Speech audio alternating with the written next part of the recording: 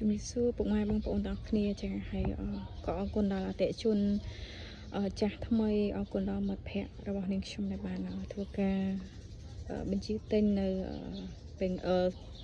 strawberry ណាចាដោយតែអ្វីដែលនាងខ្ញុំបាន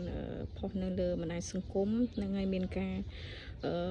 ពេញចិត្តច្រើនមានការចូលចិត្តហើយក៏មានការបញ្ជាទិញកូន strawberry ពីនាងខ្ញុំច្រើនដែរចាហើយអានេះសម្រាប់ strawberry នេះគឺនាងខ្ញុំដាំរយៈពេល5ឆ្នាំហើយគឺយើងបែកបន្តរហូតអញ្ចឹងណាពុកម៉ែបងប្អូនចាហ្នឹងហើយឥឡូវវាចាប់ដើមមានហ្នឹងហើយគេហៅថាត្រួយថ្មីមកអញ្ចឹងបន្តរហូតពុកម៉ែបងប្អូនចាហើយអានេះ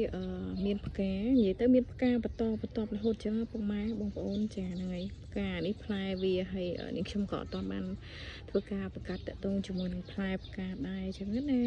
ដើម្បីឲ្យវាមានផ្លែផ្កាកាន់ច្រើនអាហ្នឹងយើងក៏ត្រូវលក្ខណៈថាប្រកាសលំអងញីលំអងឈ្មោលរបស់វានឹងឯងចាហ្នឹងហើយនិយាយទៅមានផ្កាបន្តនេះពុកម៉ែបងប្អូនអាចមើលបានចានឹងយើងចាំបាច់តាក់ទងជាមួយនឹងរដូវកាលរបស់វាទេបើសិនជាក្នុងករណីថាយើងចេះថែទាំចេះក្តិចត្រួយអត់សំទោសបេះខ្នែងចាស់ចោលអញ្ចឹងណានេះដូចអ្វីដែលនាងខ្ញុំបានបង្ហាញគឺយើងបេះ